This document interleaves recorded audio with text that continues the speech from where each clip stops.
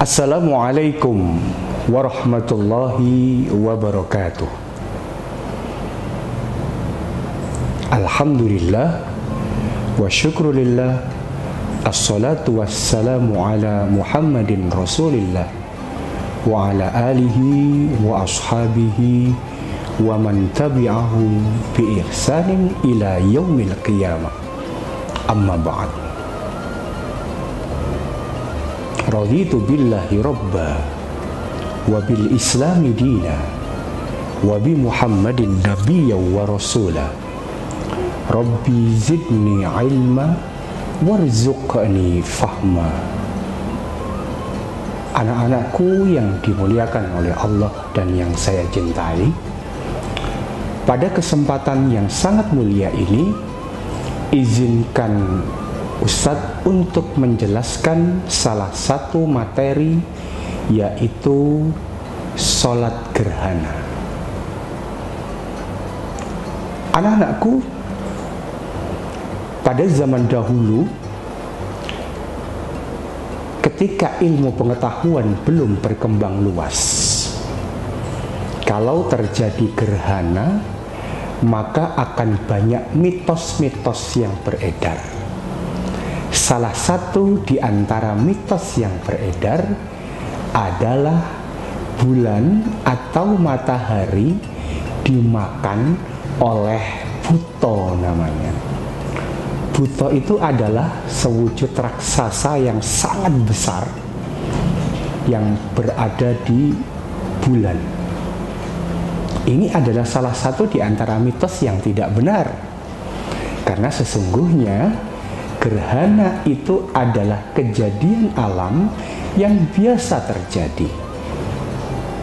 Anak-anakku sekalian, di dalam ajaran agama Islam, kita diperintahkan oleh Rasulullah SAW untuk melaksanakan sholat gerhana ketika melihat matahari atau bulan yang sedang gerhana.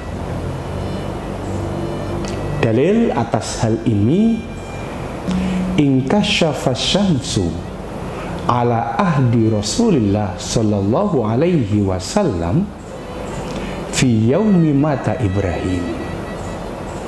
Faqala an-nas inkasyafa syamsu ala mauti Ibrahim. Faqala Rasulullah sallallahu alaihi wasallam,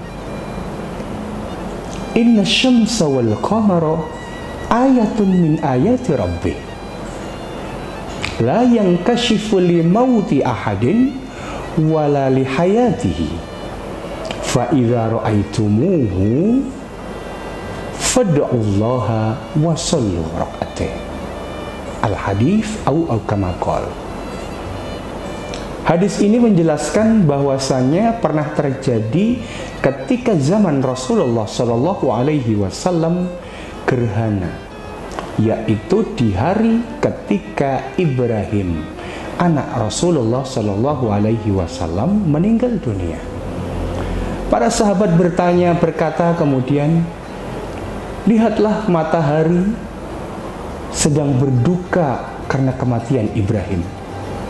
Tapi kemudian Rasulullah Shallallahu Alaihi Wasallam yang melihat hal ini dan mendengarkan apa yang dikatakan oleh para sahabat, meluruskan apa yang menjadi persepsi mereka dengan mengatakan bahwasannya inna syamsa wal qamar, sesungguhnya matahari dan bulan itu adalah salah satu di antara tanda-tanda kebesaran Allah Subhanahu wa taala. Dua-duanya tidak akan terjadi gerhana karena kematian atau kehidupan salah satu di antara manusia.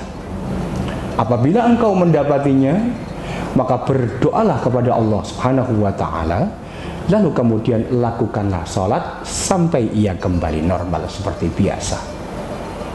Anak-anak, dalam hadis ini Rasulullah mengatakan inna syamsa wal qamar, sesungguhnya bulan dan matahari.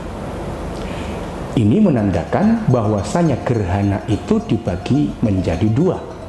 Yang pertama adalah gerhana bulan, yang kedua gerhana matahari.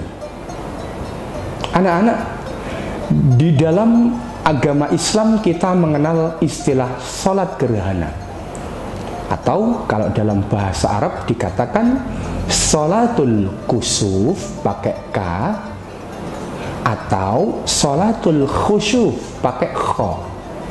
Dua-duanya artinya adalah sholat gerhana. Namun para orang Arab biasanya menggunakan sholatul kusuf yang pakai kaf itu adalah sebagai gerhana matahari, sedangkan yang kho itu sebagai gerhana rembulan. Tapi dua-duanya tetap disyariatkan untuk melaksanakan salat gerhana. Anak-anakku sekalian, gerhana itu adalah kejadian biasa yang merupakan tanda-tanda kebesaran Allah. Maka perintah Rasulullah SAW kepada kita, apabila kita mendapati gerhana, maka berdoalah kepada Allah dan lakukanlah sholat sampai ia kembali. Maka Rasulullah SAW dalam hadis ini mengatakan bahwa kita dianjurkan untuk melakukan sholat gerhana. Inilah yang akan kita bahas pada kesempatan kali ini. Sholat gerhana hukumnya adalah sunnah.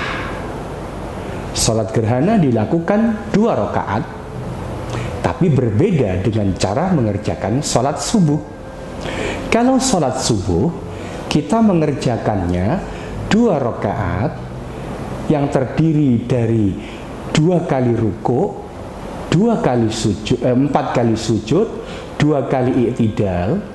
Kalau dalam sholat gerhana berbeda, 2 rakaat, 4 kali membaca surat Al-Fatihah, 4 kali membaca surat pendek atau surat panjang pada waktu itu yang dianjurkan oleh Rasulullah, 4 kali ruku, 4 kali i'tidal. Sujudnya juga 4 kali.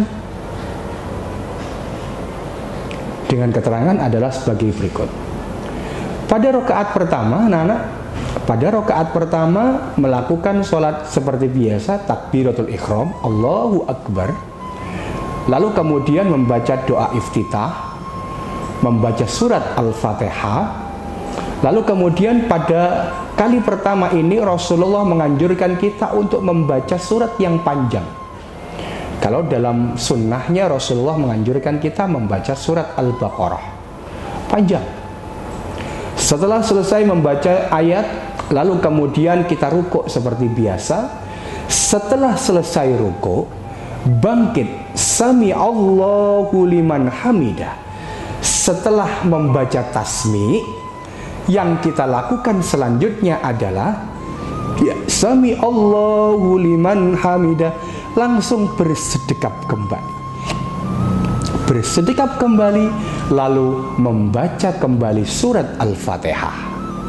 Itulah kenapa Pak Lukman katakan bahwasanya salat gerhana dalam 1 rakaat ada 2 kali membaca surat Al-Fatihah, 2 kali membaca ayat atau surat.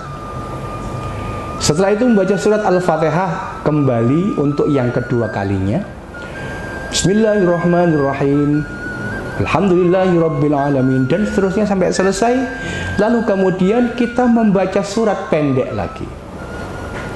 Dalam hal ini pada kali kedua ini Rasulullah SAW menganjurkan kita untuk membaca surat Ali Imran. Setelah selesai membaca surat, baru kemudian kita lakukan rukuk untuk yang kedua kalinya, rukuk Allahu Akbar.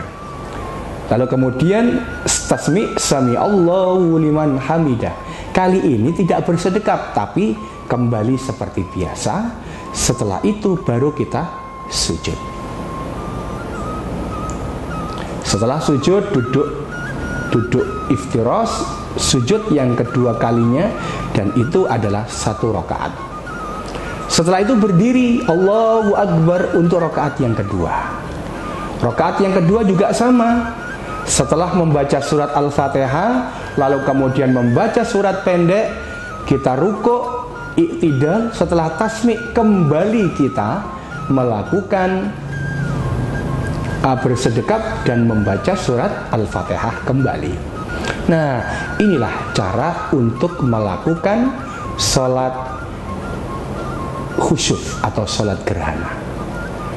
Sesudah itu, sesudah selesai sholat, lalu kemudian imam berdiri menyampaikan khutbah yang isinya adalah menandakan atau menjelaskan bahwa kejadian gerhana adalah kejadian yang merupakan salah satu di antara tanda-tanda kebesaran Allah.